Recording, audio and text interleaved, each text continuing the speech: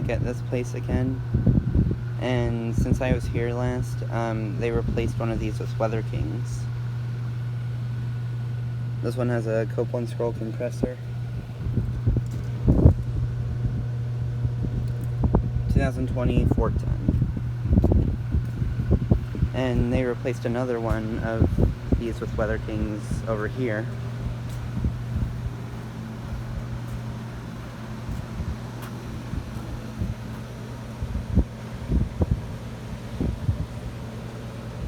That one also has a Copeland scroll.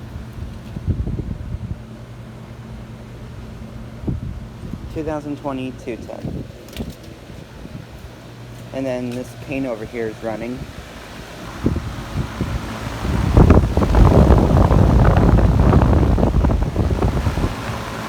It's currently, I think in the 50s right now.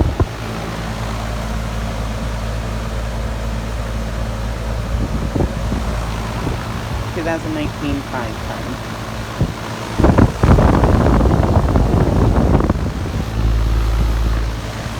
This one has an LG scroll compressor.